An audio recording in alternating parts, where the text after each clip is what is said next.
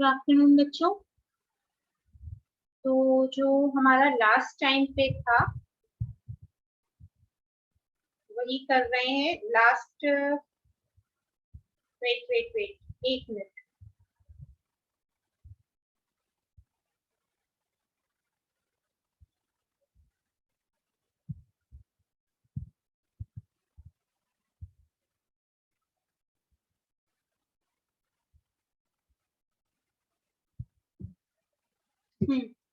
Last lecture में जो questions दिए थे वहीं से स्टार्ट कर रहे हैं।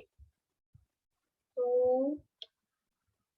ये क्वेश्चन चल रहा था, क्वेश्चन नंबर 5। क्वेश्चन 4 तक हो चुके थे। तो क्वेश्चन 5 क्या कह रहा है कि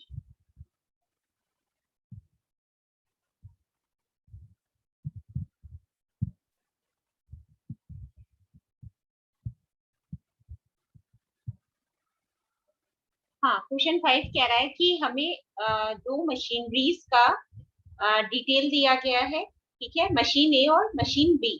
ठीक है, और जो डेप्रिसिएशन इन मशीनरीज पर अप्लाई हो रहा है वो स्ट्रेट लाइन बेसिस पर अप्लाई हो रहा है। और जो भी इस मशीनरी की एस्टिमेटेड लाइफ है, ठीक है, वो या जो जैसे कैश इनफ्लोज जनरेट हुए दोनों मशीनरी की life 5 years for each machinery, तो वही इनकी लाइफ है और वही इनकी उसी ही हिसाब से कैश इनफ्लोज जनरेट हुए हैं। ठीक है, हमें इसमें 3 पार्ट्स में फाइंड करना है। क्या क्या फाइंड करना है? सबसे पहला तो average rate of return find करना है दोनों ही मशीनरीज के लिए। सेकेंड पार्ट में हमें ये बताना है कि पे बैक पीरियड किस मशीनरी का बेटर होगा और क्यों होगा। ठीक है, थर्ड में हमें फिर से एवरेज रेट ऑफ रिटर्न भी बताना है जबकि हमारी जो मशीनरी की साल्वेज वैल्यू है वो चेंज हुई है या कन्वर्ट हुई है, कि मशीनरी ए की 3000 हुई है एंड मशीनरी बी की 0 साल्वेज वैल्यू है। ठीक है, साल्वेज वैल्यू बता चुके हैं, स्क्रैप वैल्यू होती है। ठीक है, मशीनरी में ड्यूरिंग द यूसेज टाइम, मतलब टाइम पीरियड में जो भी यूसेज टाइम पे जो भी वियर एंड टियर हुआ होता है या जो भी लॉस हुआ होता है। ठीक है, तो अब हमें सबसे पहला पार्ट हम ARR की बात करते हैं। ठीक है, ARR मीन्स हमारा average rate of return. Formula क्या होता है? जो हमारी एवरेज इनकम रही होती है उसको हम डिवाइड कर देते हैं जो भी हमारा एवरेज इन्वेस्टमेंट होता है।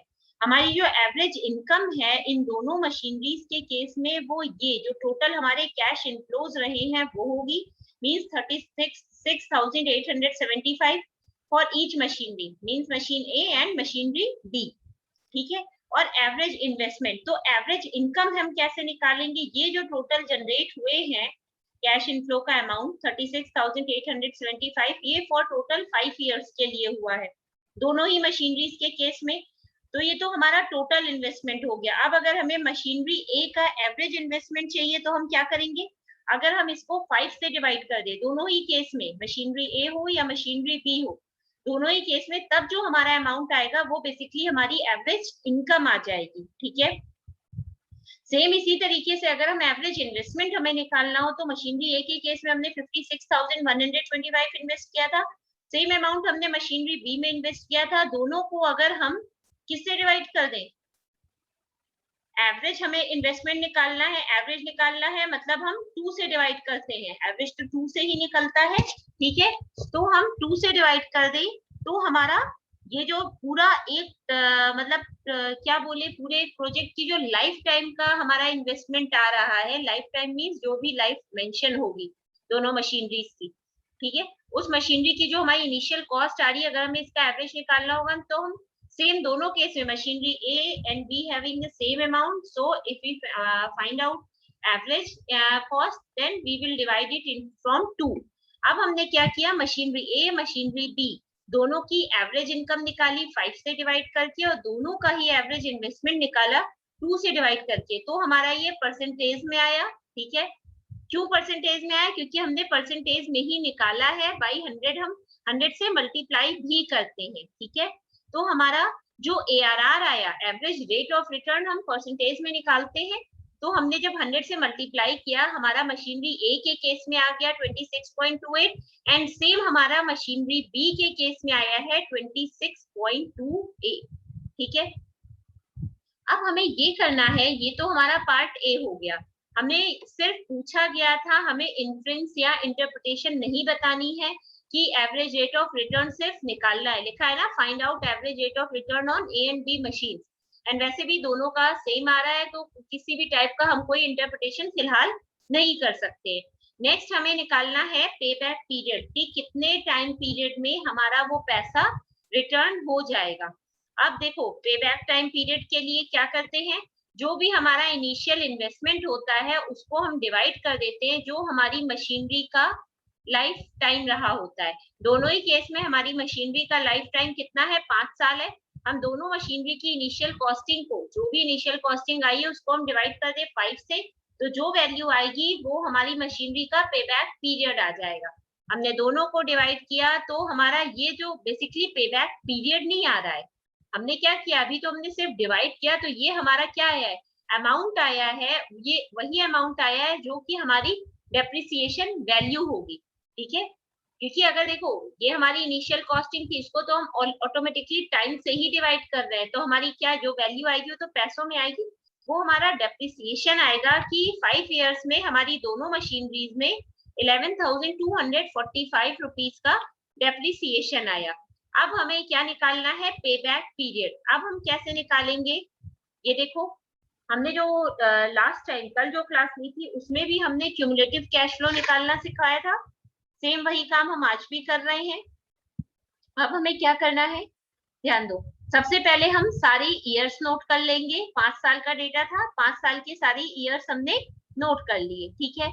अब नेक्स्ट कॉलम बनेगा, क्योंकि अभी हम सिर्फ मशीनरी ए की बात कर रहे हैं।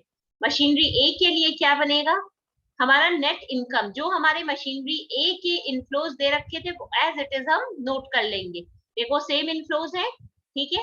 अब हमें नेक्स्ट निकालना है कैश इनफ्लो। कैश इनफ्लो हम कैसे निकालेंगे, जो भी हमारी नेट इनकम आई है उसमें हम डेप्रिसिएशन का अमाउंट ऐड कर देंगे।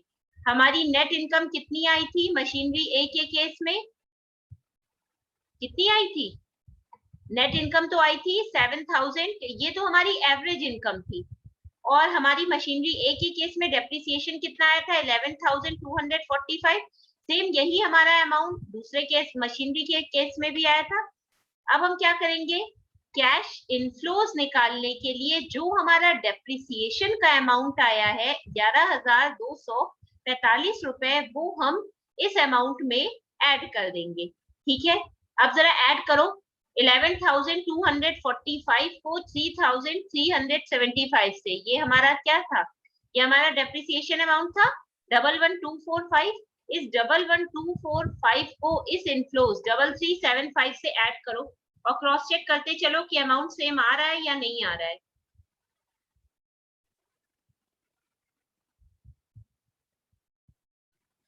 करो बच्चों, 11,1,245 करके तो बताओ कि आ रहा है, आ रही है वैल्यू या नहीं आ रही है।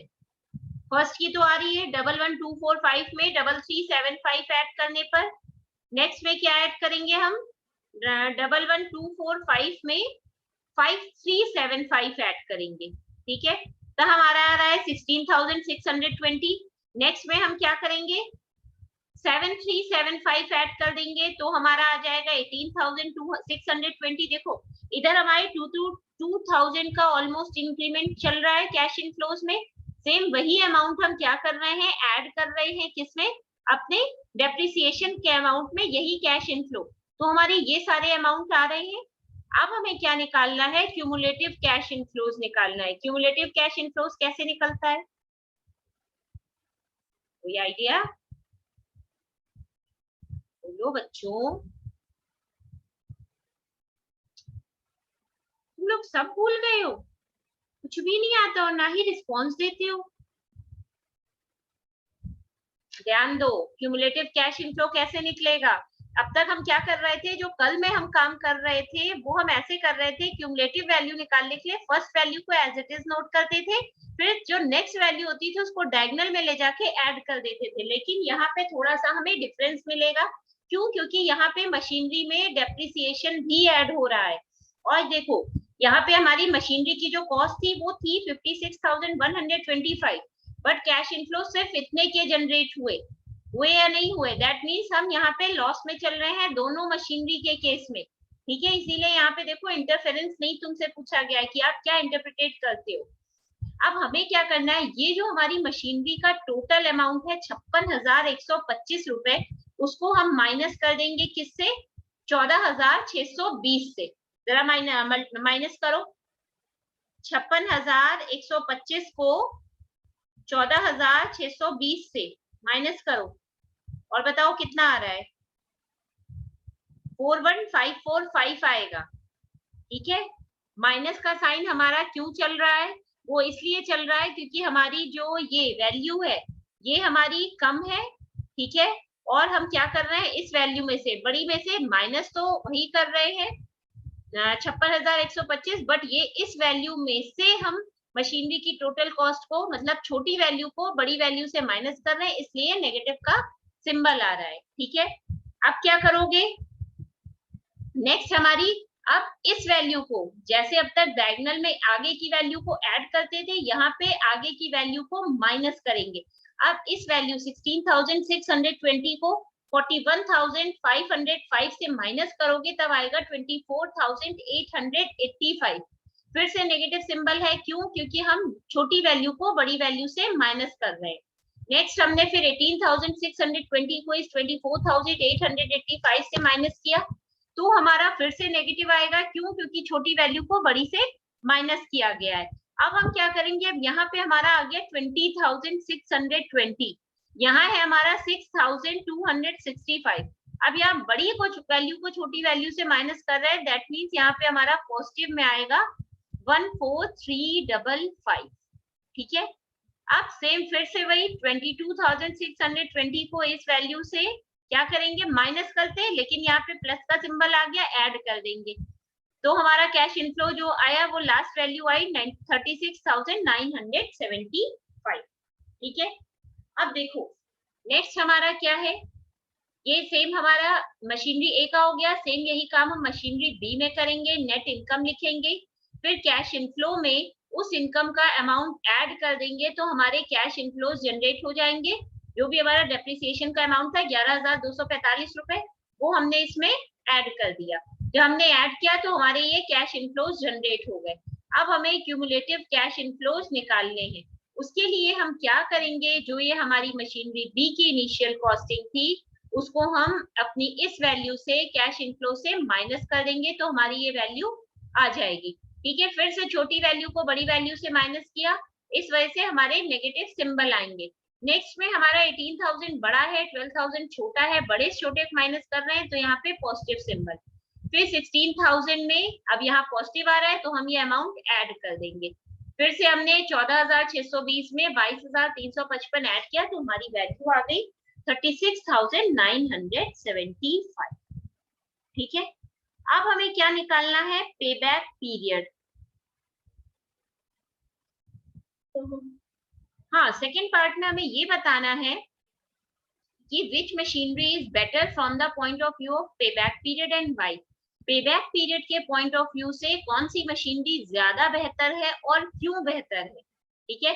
भाई पेबैक पीरियड मींस कितने टाइम पीरियड में कोई पैसा रिटर्न हो जाता है हमारा, ठीक है, या अगर हमने कहीं इन्वेस्ट किया हो तो कितने टाइम पीरियड में वो पैसा हमें वापस मिल जाएगा। इसके लिए हम क्या करें, हमें पेबैक पीरियड बताना है। ऑब्वियस सी बात है, जितने कम टाइम पीरियड में हमारा पैसा वापस हो जाए, ठीक है, तो वो हमारा क्या होता है, वो हमारा बेस्ट पेबैक पीरियड होगा। अब मशीनरी ए के लिए बात करते हैं। मशीनरी ए में ध्यान दो, हमारी क्या है, कहाँ गया, हाँ, मशीनरी ए के केस में अब हम इस कैश इनफ्लोस पे अगर ध्यान दें, ठीक है, तो हमारी जो मशीनरी है वो हमारे 3 साल तो प्रॉपर लगेंगे ही लगेंगे, ठीक है। हमारा इतना पैसा रिटर्न होने में कितना, 56,125 रुपए, ठीक है। मीन्स 1 2 3 साल तो लगेंगे, उससे ऊपर जो भी टाइम पीरियड लग जाए, तो उसके लिए हम क्या करते हैं, जो हमारे तीसरे ईयर का टाइम पीरियड होता है मीन्स कैश इनफ्लो है, उसको हम डिवाइड कर देंगे जो हमारे 4th ईयर का कैश इनफ्लो है। क्यूमुलेटिव कैश फ्लो को कैश इनफ्लो से डिवाइड कर देंगे तो हमें क्या पता लग जाएगा, मशीनरी ए से हमें कितना टाइम मिल रहा है, और पेबैक पीरियड के केस में ही अगर हम मशीनरी बी पर आ जाए तो हमें कितना टाइम मिल रहा है। बी के लिए हम क्या करेंगे, देखो पहला और दूसरा अगर इन दोनों वैल्यूज को ऐड करें तो हमारी ये वैल्यू के पास हम आ रहे हैं, ठीक है, नहीं हम इसको क्रॉस कर रहे हैं। तो ऐसे, और यहाँ पे अगर हम इन तीन वैल्यू को ऐड कर रहे हैं तब हम क्रॉस कर रहे हैं इस इनिशियल इन्वेस्टमेंट को। ऐसे केस में 3 इयर्स तो मशीनरी ए में पूरा पूरा आ रहा है, सेम मशीनरी बी में भी 2 इयर्स पूरा पूरा आ रहा है। जो हमारा ये मंथ्स में कन्वर्टेड टाइम पीरियड है, इसके लिए हम क्या करेंगे, यहाँ पे हमें जो तीसरे साल की वैल्यू है क्यूमुलेटिव कैश फ्लो की, उसको हम डिवाइड कर देंगे 4th ईयर के कैश इनफ्लो से, ठीक है। क्यों, क्योंकि हमें मंथ में कन्वर्ट करना है जो भी हमारा अमाउंट है, ठीक है। सेम यही काम हम क्या करेंगे, मशीनरी बी के लिए देखेंगे। मशीनरी बी में भी 2 साल में तो हमारा पैसा पूरा रिम्बर्स हो ही रहा है, और उसके अलावा हमारी कितना पैसा लग रहा है, कितना टाइम और लग रहा है।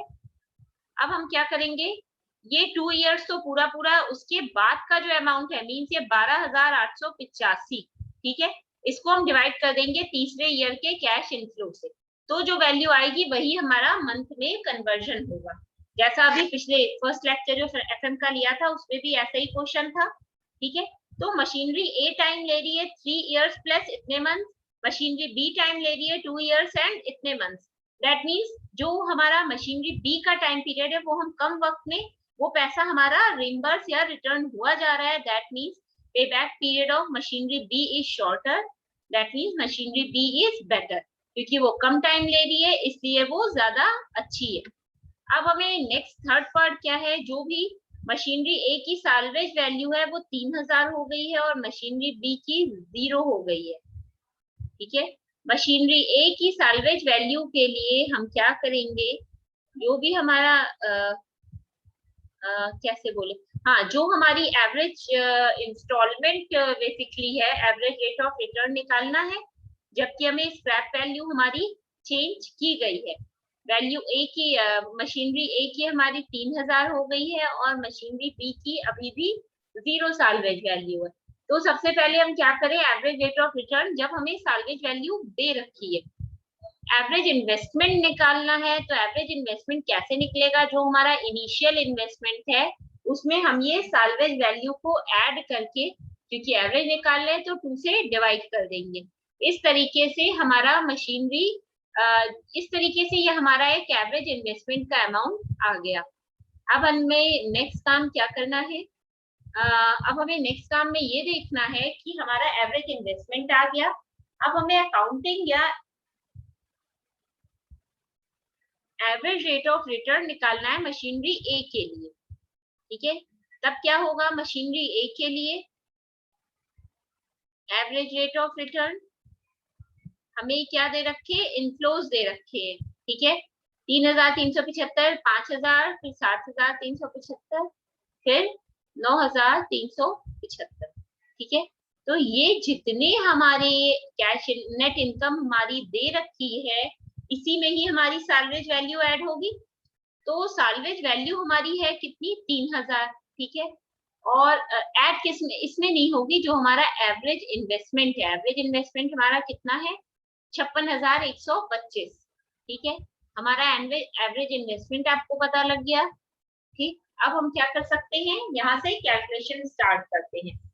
एवरेज इन्वेस्टमेंट के लिए हम क्या करेंगे, जो भी हमारा इनिशियल कॉस्ट है उसको हम जो हमारी साल्वेज वैल्यू है उसमें ऐड करके डिवाइडेड बाय 2 कर देंगे, तो हमारा एवरेज इन्वेस्टमेंट आ जाएगा, ठीक है।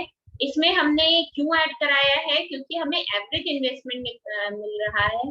तो इस एवरेज इन्वेस्टमेंट में हम क्या करेंगे, अपनी साल्वेज वैल्यू को ऐड कर देंगे, फिर डिवाइड बाय 2 कर देंगे, ठीक है। ये हमारा उससे एवरेज इन्वेस्टमेंट आ जाएगा। अब हमें एवरेज रेट ऑफ रिटर्न निकालना है अपनी मशीनरी ए के लिए।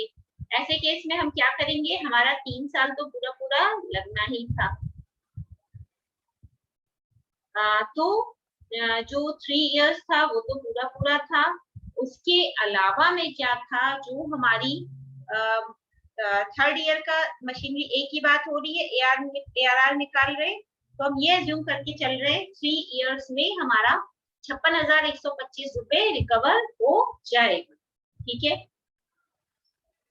अब इफ इन केस कि हमारा वो पैसा अगर नहीं रिकवर हो रहा है, ठीक है, तो उस केस में हम क्या करते हैं, जो हमारा ARR है मशीनरी ए के लिए,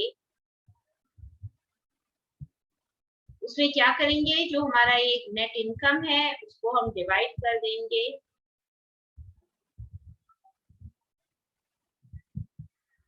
हाँ, अब हम क्या करेंगे, average rate of return machinery A के लिए जो हमारा थर्ड ईयर तक का हमारी नेट इनकम थी उसको हम डिवाइड कर देंगे एवरेज इन्वेस्टमेंट से। ठीक है। तब जो वैल्यू आएगी वो हमारे मशीनरी ए का एवरेज रेट ऑफ रिटर्न होगा। सेम यही काम हम मशीनरी बी के लिए भी कर सकते हैं, बट मशीनरी बी का जहां तक हम जान पा रहे हैं एवरेज रिटर्न अनचेंज ही रहेगा।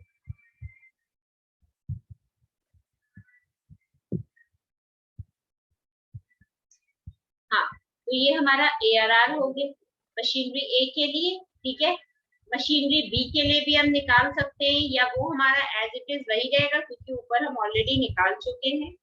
ठीक है। तो हमें इसमें ये भी नहीं पूछा गया है क्या इंटरप्रिटेशन है, हमें सिर्फ ये बताना है कि मशीनरी ए और बी के लिए हमारे एवरेज रेट ऑफ रिटर्न क्या आ रहे हैं।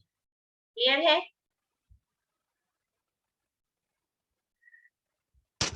Yes ma'am. क्लियर है बच्चों?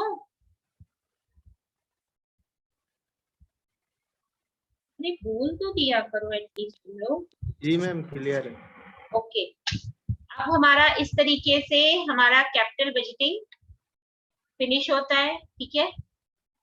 कोई दिक्कत तो नहीं है किसी को कैपिटल बजटिंग के किसी भी टॉपिक में? हमने करीब 2 या 3 बार रिपीट कराया है। ठीक है। तो यूनिट 2 में ही हमारा अच्छा, हाँ, सब बच्चों को असाइनमेंट के बारे में पता है ना? यूनिट 4 का इन्वेंट्री वाला जो पार्ट है, जो ऑलरेडी हम बता भी चुके हैं, जिसका हमने PDF भी दे रखा है, वही पार्ट है तुम्हारा पूरा असाइनमेंट का। ठीक है। और असाइनमेंट की लास्ट डेट 15 मई है, ये डेट जरूर से याद रखना। अच्छा, एक बात और बताओ, नेक्स्ट टॉपिक आज से स्टार्ट करेगी, कल से या मंडे से? मंडे से मैम। शायद कल लेक्चर होता है, तो ठीक है, कल से स्टार्ट करेंगे नेक्स्ट टॉपिक। फाइन। ओके, तो ठीक है, फिर आज की क्लास वाइंड अप कर रहे हैं। ठीक है।